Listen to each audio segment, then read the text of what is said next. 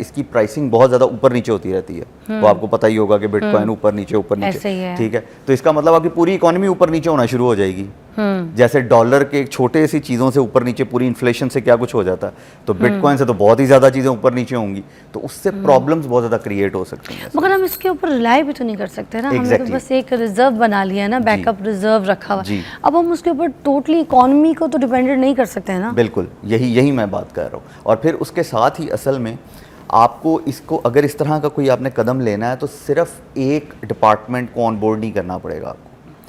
आपने सिर्फ अगर स्टेट बैंक को या फाइनेंस ऑर्गेनाइजेशंस को ऑन बोर्ड कर लिया, वो आपको वो फ़ायदा नहीं दे सकेगा, क्योंकि आपको FIA को, NAP को और इस तरह के जो इदारे हैं, इन्वायरमेंट का जो इदारा है, उन सबको ऑन बोर्ड करना पड़ेगा। एक तरफ वो मैं एक मज़ाहतन बात जहन में आ गई कि एक तरफ हम एमनीशन चेक कर रहे हैं तमाम गाड़ियों की कि जी कार्बन ना फैले पूरी, और दूसरी तरफ हम एक माइनिंग मशीन लगाने लगे हैं जिसने 24/7 बनाने हैं और चलना है, और कार्बन डाइऑक्साइड एयर के अंदर उसने ऐड करनी है। तो वो चीज़ें ना कुछ मिसमैच सी हो रही हैं असल में। अच्छा, सुनने में आता है कि मनी लॉन्ड्रिंग जो है वो ज़्यादा ही क्रिप्टो की वजह से हो रही होती है। क्रिप्टो के थ्रू हो रही होती है, क्रिप्टो के थ्रू हो रही होती है। Is that true? जी, yeah it is basically it's a main thing, यानी कि इसको आप ऐसे कह लें, डार्क वेब के ऊपर, डार्क वेब का सबको पता है आपके क्या चीज़ होती है, पहले तो लोगों को अंदाज़ा समझाना पड़ता था, अब तो हर बंदे को पता है डार्क वेब क्या। डार्क वेब की मेन करेंसी है असल में बिटकॉइन, क्योंकि ये ट्रेसेबल नहीं है। वंस आपने किसी को सेंड कर दी, अब वो उस बंदे तक पहुंची है या नहीं पहुंची आपको नहीं पता। अच्छा, आप ट्रेस नहीं कर सकते ना, बैकएंड पे आ ही नहीं सकते आप, ठीक है, कि कहाँ गई, क्योंकि बैंक अकाउंट में तो नाम आ जाता है ना जब आप अकाउंट नंबर ऐड करते हैं। इसमें अगर आप किसी को भेजते हैं तो नंबर भी नहीं आता। अच्छा। सिर्फ एक सक्सेसफुल पेमेंट का मैसेज आता है, चली गई है। तो गवर्नमेंट जो है वो ट्रैक नहीं कर सकती है मनी लॉन्ड्रिंग अगर हो रही है, तो वो नहीं पता करा सकते हैं। बिल्कुल नहीं। तो अब ये जो पाकिस्तान है, इसमें इसका फ्यूचर क्या है? क्या ये लीगलाइज होने जा रही है पाकिस्तान में? इसको अलाउ करेंगे? अभी तो जो उन्होंने भी ये टोकन 2025 पे बात की है, बिलाल बिन साकिब ने भी, वो भी यही बात की है कि जी अभी लीगल नहीं है, लेकिन इसके ऊपर हम स्ट्रैटेजी बना रहे हैं। लेकिन स्ट्रैटेजी जब तक लोगों को नहीं बताई जाएगी ना, लोगों को बताया नहीं जाएगा कि असल में इसका फ़ायदा क्या है, यानी उनके लिए एक नॉर्मलाइज चीज़ कर दी जाती है ना। जैसे आजकल मैं अगर इसको ऐसे मिसाल दूं, जब ChatGPT नया आया था तो लोगों को हवा लगता था, या ईमेल आज से बहुत साल पहले नई आई थी, लोगों को लगता था पता नहीं क्या चीज़ है। इसी तरह अब ये आ गई है, इसके ऊपर जब तक आप लोगों को बताएंगे नहीं कि स्ट्रैटेजी क्या बन रही है, कैसे बनाई जा रही है, तो फ़ायदा नहीं होगा। हाँ, अगर इसका ऑल्टरनेट जिस पे अगर हम काम करना चाहिए, that is called central bank of digital currencies. आपकी जो अभी हार्ड मनी है उसको हम कन्वर्ट कर दें डिजिटल मनी के अंदर डायरेक्टली, ई-रुपी बना दिया जाए, उसका क्रिप्टो करेंसी या क्रिप्टो कॉइन से कोई लेना देना नहीं है, उसको प्रॉपरली बना दिया जाए और हर बंदा वो यूज़ करना शुरू कर दे, तो आपकी ज़िंदगी और आसान हो सकती है। अब नई चीज़ों, देखें हम एक्चुअली वो चीज़ डिप्लॉय करने की कोशिश करने लगे हैं जो 2009 की है।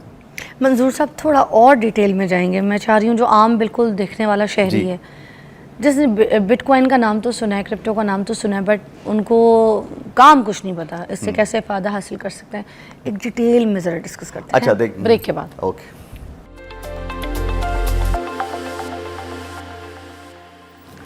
Welcome back. आज हम बात कर रहे हैं क्रिप्टो करेंसी के ऊपर और बिटकॉइन के ऊपर। अच्छा, ये एक सवाल बनता है कि जो FATF, ठीक है, ये जो एक ऑर्गेनाइजेशन है ना, ठीक है, जो कि मनी लॉन्ड्रिंग के अगेंस्ट काम कर रही होती है, इसमें पाकिस्तान पहले बड़ी मुश्किलात में रहा है। अब अगर ये हम लीगलाइज कर देते हैं सारी चीज़ें, हम प्रॉपर तरीके से इसको नहीं करते, तो कि वहाँ पे FATF में क्या प्रॉब्लम्स हो सकती हैं? देखिए मैम, एक्चुअली चक्कर ये होता है, कोई भी ऑर्गेनाइजेशन है, UN है, FATF है, या कोई भी व्हाटएवर, कोई भी चीज़ ऐसी चल रही है, उनकी कुछ पॉलिसीज़ और कंप्लायंस होती हैं। किसी भी कंट्री को उनकी कंप्लायंस को पूरा करना पड़ता है। अब जो उन्होंने अगर लिखी हुई है, जो यहाँ पे पॉलिसीज़ बनेंगी वो उन तक पहुँचेंगी, उसके ऊपर वो एक डिसीजन देंगे असल में कि जी आपने, जैसे इसकी एक मिसाल दे देते हैं कि जी कंपनी के अंदर समझाने के लिए आपने जाके कई दफ़ा देखा होगा, लिखा होता है ISO 9001। अब ISO 9001 का एक आम आदमी को क्या पता है कि वो क्या है?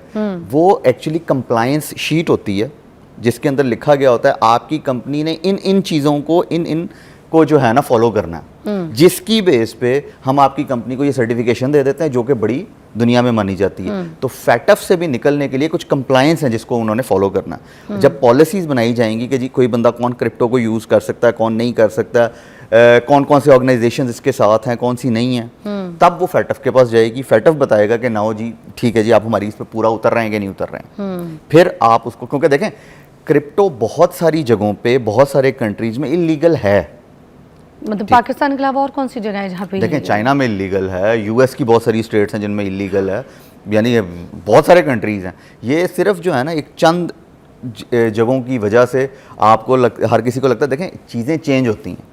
कोई भी टेक्नोलॉजी जब आती है ना दुनिया के अंदर, वो शुरू में लग रही होती है कि बहुत बड़ा हवा है, फिर आप उसके अंदर से चीज़ें निकालनी शुरू करते हैं। कुछ लोग बड़े चालाक थे, जब कॉइन महंगा हुआ तो उस टाइम पे उन्होंने ख़रीद लिया, ठीक है, सॉरी जब सस्ता हुआ तो उन्होंने ख़रीद दिया, जैसे ही महंगा हो तो उन्हें बेच दिया।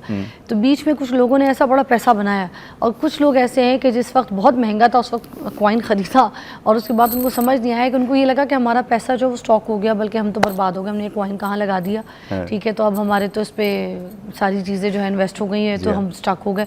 तो ऐसे क्या चालाकियाँ होती हैं, क्या ट्रिक क्या होती है इस पे पैसा लगाने की, कॉइन खरीदने की? Actually to be honest I am not a crypto expert, लेकिन मैं ये ज़रूर कह सकता हूँ कि जी हमारे यहाँ जो है ना, लोगों को पहले नॉलेज ले लेना चाहिए और फिर चीज़ों की तरफ जाना चाहिए। यानी मैं एक आम आदमी हूँ, मैं जाके जी फ़ॉरेन रियल स्टेट के ऊपर जो है ना अपना पैसा लगा दूँ और उसके बाद मुझे पता ही नहीं अगले 5 सालों में होना क्या है, ठीक है, किस तरफ जाना है मार्केट ने, और 5 साल बाद वो जो मैंने 4 करोड़ का घर लिया या ज़मीन ली थी वो 1 करोड़ पे आ गई हुई है, तो मुझे तो नुकसान ही होगा ना। देखें अच्छा, जिन ममालिक ने क्रिप्टो को लीगलाइज किया है, ठीक है, वो कौन कौन से रूल्स को फॉलो कर रहे होते हैं? उनकी ममालिक से हम क्या लर्न कर सकते हैं? देखें डिपेंड करता है। बहुत सारे कंट्रीज जैसे दुबई है, उन्होंने सिर्फ क्रिप्टो को नहीं अपनाया असल में, यानी हमारे सामने सबसे बड़ी मिसाल और करीब तरीन मिसाल दुबई की है। उन्होंने क्या किया, उन्होंने पूरी टेक्नोलॉजी को अपनाया। पूरी टेक्नोलॉजी का मतलब ये है कि जी उन्होंने ब्लॉकचेन को अपनाया।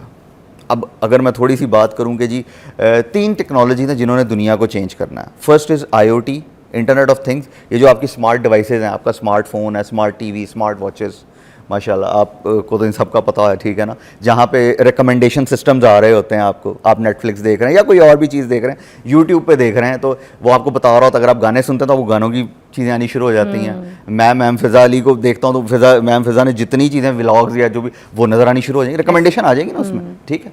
तो स्मार्ट डिवाइसेज हैं। अच्छा, उसको थोड़ी देर के लिए आप ना चेंज कर दें कि ये डेटा गैदरिंग टूल है, अब उस डेटा ने गैदर होके किसी एक जगह पे सेव होना जहाँ पे वो चेंज ना हो सके, वो है ब्लॉकचेन। तो हम थोड़ी देर के लिए ब्लॉकचेन का नाम भी चेंज करते थे लोगों को समझाने के लिए कि डेटा स्टोरिंग टूल है, ठीक है। अब इतना सारा ज़ेटाबाइट पेटाबाइट्स ऑफ डेटा इकट्ठा करने के बाद अब क्या उसको यूज़ कौन करेगा? उसको यूज़ करेगा AI, जो कि आपका रियल डेटा उठा रहा है और आपकी लाइफ को प्रोडक्टिव बना रहा है असल में, जो आगे चल के जैसे आपका जो 24 घंटे का एक टास्क था वो 1 घंटे में होना शुरू हो गया। कैसे? आपकी अपनी चीज़ों को इस्तेमाल करते हुए। वो जैसे चलें, इसकी एक मिसाल ऐसे देता हूँ, वो जो हमारे यहाँ लोग फ़ौरन एक बात कर देते हैं ना, फेसबुक हमारी बातें सुन रहा है, व्हाट्सएप को पता है तो सही, मैं वही कहने लगा ना, व्हाट्सएप को पता, व्हाट्सएप जो है ना रिश्ते करने वाली माई है। जो बातें करें ना, अभी मैं खोलूंगी ना जैसी मोबाइल, तो उसमें वो चीज़ें आना शुरू हो जाएंगी, वही भेजेगा।